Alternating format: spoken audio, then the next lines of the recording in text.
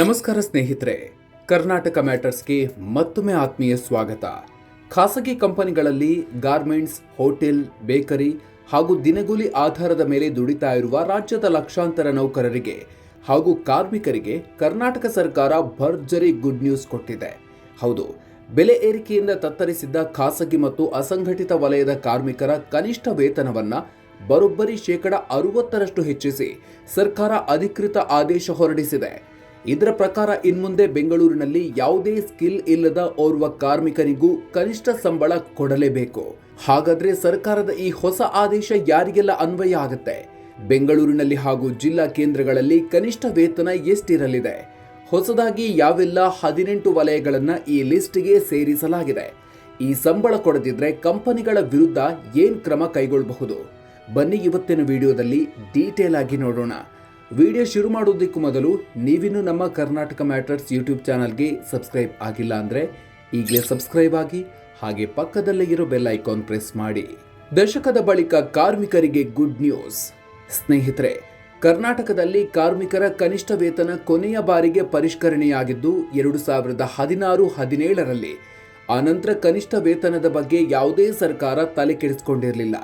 ಕನಿಷ್ಠ ವೇತನ ಹೆಚ್ಚಿಸಿದ್ರೆ ಕಂಪನಿಗಳ ಮಾಲೀಕರಿಗೆ ಹಾಗೂ ಸಣ್ಣ ಮತ್ತು ಮಧ್ಯಮ ಕೈಗಾರಿಕೆಗಳಿಗೆ ಆರ್ಥಿಕ ಹೊರೆಯಾಗುತ್ತೆ. ಹೀಗಾಗಿ ವೇತನ ಹೆಚ್ಚಿಸಬೇಡಿ ಅಂತ ಉದ್ದಿಮೆದಾರರು ಸರ್ಕಾರದ ಮೇಲೆ ತೀವ್ರ ಒತ್ತಡ ಹಾಕಿದ್ರು. ಆದರೆ ಸುಪ್ರೀಂ ಕೋರ್ಟ್ನ ಹಳೆಯ ತೀರ್ಪೊಂದರ ಪ್ರಕಾರ ಮನೆ ಖರ್ಚು, ಊಟ, ಬಟ್ಟೆ, ಶಿಕ್ಷಣ ಮತ್ತು ವೈದ್ಯಕೀಯ ವೆಚ್ಚಗಳನ್ನು ಲೆಕ್ಕ ಹಾಕಿ ಕಾರ್ಮಿಕ ಸಚಿವ ಸಂತೋಷ್ ಲಾಡ್ ನೇತೃತ್ವದಲ್ಲಿ ಇದೀಗ ವೇತನವನ್ನು 60% ಹೆಚ್ಚಿಸಲಾಗಿದೆ. ಈ ಮೂಲಕ ಇಂಥ ಆದೇಶ ಹೊರಡಿಸಿದ ದೇಶದ 3ನೇ ರಾಜ್ಯವಾಗಿ ಕರ್ನಾಟಕ ಹೊರಹೊಮ್ಮಿದೆ. ಯಾರಿಗೆ ಎಷ್ಟು ಸಂಬಳ? 3 ವಲಯಗಳ ಲೆಕ್ಕಾಚಾರ ಏನು? ಸ್ನೇಹಿತರೆ, ಕನಿಷ್ಠ ವೇತನವನ್ನು ನಿರ್ಧರಿಸಲು ರಾಜ್ಯವನ್ನ 3 ವಲಯಗಳಾಗಿ ಹಾಗೂ ಕಾರ್ಮಿಕರನ್ನ ಅವರ ಕೌಶಲ್ಯದ ಆಧಾರದ ಮೇಲೆ 4 ವಿಭಾಗಗಳಾಗಿ ವಿಂಗಡಿಸಲಾಗಿದೆ. ವಲಯ 1 ಇದು ಗ್ರೇಟರ್ ಬೆಂಗಳೂರು ವ್ಯಾಪ್ತಿಯನ್ನು ಒಳಗೊಂಡಿದೆ. ವಲಯ 2ರಲ್ಲಿ ರಾಜ್ಯದ ಎಲ್ಲಾ ಜಿಲ್ಲಾ ಕೇಂದ್ರಗಳು ಮತ್ತು ಮಹಾನಗರ ಪಾಲಿಕೆಗಳು ಬರಲಿವೆ. ವಲಯ 3ರಲ್ಲಿ ಗ್ರಾಮೀಣ ಪ್ರದೇಶಗಳು ಹಾಗೂ ಇತರ ತಾಲೂಕು ಕೇಂದ್ರಗಳು ಇವೆ. ವಲಯ 1ರಲ್ಲಿ ಬರುವ ಬೆಂಗಳೂರಿನ ಲೆಕ್ಕಾಚಾರ ನೋಡೋದಾದ್ರೆ, ಯಾವುದೇ ಸ್ಕಿಲ್ ಇಲ್ಲದ ಕಾರ್ಮಿಕನಿಗೆ ಕನಿಷ್ಠ 23,376 ರೂಪಾಯಿ ಮಾಸಿಕ ವೇತನ ಕಡ್ಡಾಯವಾಗಿದೆ. ಇನ್ನು ಹೈಲಿ ಸ್ಕಿಲ್ಡ್ ಅಂದ್ರೆ ಅತಿ ಕುಶಲ ಕಾರ್ಮಿಕನಿಗೆ ಕನಿಷ್ಠ 31,314 ರೂಪಾಯಿ ಸಂಬಳ ನೀಡಲೇಬೇಕು. ಉಳಿದ ಜಿಲ್ಲಾ ಕೇಂದ್ರಗಳು ಮತ್ತು ಗ್ರಾಮೀಣ ಪ್ರದೇಶಗಳಲ್ಲಿ ಅಂದ್ರೆ ವಲಯ 2 ಮತ್ತು 3ರಲ್ಲಿ ಬರುವ ಪ್ರದೇಶಗಳಲ್ಲಿ ಕೌಶಲ್ಯದ ಆಧಾರದ ಮೇಲೆ ಕನಿಷ್ಠ 19,300 ರೂಪಾಯಿಗಳಿಂದ 25,714 ರೂಪಾಯಿವರೆಗೆ ಸಂಬಳ ನಿಗದಿಯಾಗಿದೆ. 18 ವಲಯಗಳು ಹೊಸದಾಗಿ ಸೇರ್ಪಡೆ. ಯಾವುವು ಈ ಝೋನ್ಗಳು? ಸ್ನೇಹಿತರೆ, ನಿಮಗೆ ಗೊತ್ತಿರಲಿ, ಈ ಹಿಂದೆ ಕೇವಲ 81 ಉದ್ಯೋಗ ವಲಯಗಳಿಗಷ್ಟೇ ಕನಿಷ್ಠ ವೇತನ ನಿಗದಿಯಾಗಿತ್ತು. ಆದರೆ ಈ ಬಾರಿ ಹೊಸದಾಗಿ 18 ವಲಯಗಳನ್ನು ಸೇರಿಸಿ ಒಟ್ಟು 99 ಉದ್ದಿಮೆಗಳ ಕಾರ್ಮಿಕರಿಗೆ ಈ ಹೊಸ ಆದೇಶ ಅನ್ವಯ ಆಗುವಂತೆ ಮಾಡಲಾಗಿದೆ.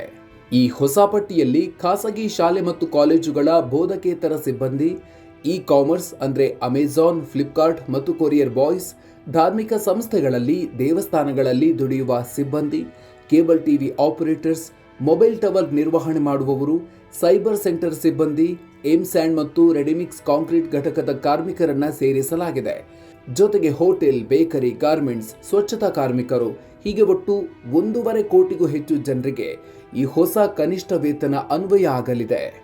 ಒಟ್ಟಿನಲ್ಲಿ ಸ್ನೇಹಿತರೆ, ಸರ್ಕಾರದ ಈ ಆದೇಶದಿಂದಾಗಿ ಕಾರ್ಮಿಕರ ಕೈಗೆ ಹೆಚ್ಚು ಹಣ ಸೇರಲಿದ್ದು, ಇದರಿಂದ ಮಾರುಕಟ್ಟೆಯಲ್ಲಿ ಖರೀದಿ ಪ್ರಕ್ರಿಯೆಯು ಹೆಚ್ಚಾಗಲಿದೆ.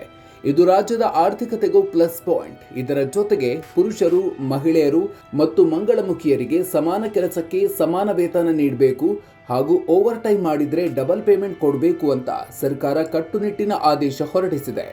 ಸ್ನೇಹಿತರೆ, ಈ ಬಗ್ಗೆ ನೀವೇನು ಹೇಳ್ತೀರಿ? ರಾಜ್ಯ ಸರ್ಕಾರದ ಈ ನಿರ್ಧಾರದಿಂದ ಖಾಸಗಿ ವಲಯದ ಕಾರ್ಮಿಕರಿಗೆ ನಿಜಕ್ಕೂ ನ್ಯಾಯ ಸಿಗುತ್ತಾ? 23,300 ರೂಪಾಯಿ ಕನಿಷ್ಠ ವೇತನ ಕೊಡಲು ಸಣ್ಣ ಸಣ್ಣ ಕಂಪನಿಗಳಿಗೆ, ಹೋಟೆಲ್ಗಳಿಗೆ ಸಾಧ್ಯ ಆಗುತ್ತಾ? ಕಾಮೆಂಟ್ ಬಾಕ್ಸ್ನಲ್ಲಿ ತಪ್ಪದೆ ನಿಮ್ಮ ಅಭಿಪ್ರಾಯ ಹಂಚಿಕೊಳ್ಳಿ. ಈ ಇನ್ಫಾರ್ಮೇಟಿವ್ ವಿಡಿಯೋ ನಿಮಗೆ ಇಷ್ಟ ಆಗಿದ್ರೆ ಈಗಲೇ ಲೈಕ್ ಮಾಡಿ ಹಾಗೂ ಪ್ರತಿಯೊಬ್ಬ ಖಾಸಗಿ ನೌಕರನಿಗೂ ನಿಮ್ಮ ವಾಟ್ಸಪ್ ಗ್ರೂಪ್ಗಳಲ್ಲಿ ಶೇರ್ ಮಾಡಿ ಜಾಗೃತಿ ಮೂಡಿಸಿ. ರಾಜ್ಯ ಹಾಗೂ ರಾಷ್ಟ್ರ ಮಟ್ಟದ ಇಂಥ ಮಹತ್ವದ ಅಪ್ಡೇಟ್ಸ್ಗಳಿಗಾಗಿ ಮರೆಯದೆ ನಮ್ಮ ಕರ್ನಾಟಕ ಮ್ಯಾಟರ್ಸ್ ಯೂಟ್ಯೂಬ್ ಚಾನಲ್ಗೆ ಸಬ್ಸ್ಕ್ರೈಬ್ ಆಗಿ. ಮುಂದಿನ ವಿಡಿಯೋದಲ್ಲಿ ಮತ್ತೊಂದು ಪ್ರಮುಖ ವಿಚಾರದ ಜೊತೆಗೆ ಮತ್ತೆ ಸಿಗೋಣ. ಅಲ್ಲಿವರೆಗೂ ನಮಸ್ಕಾರ.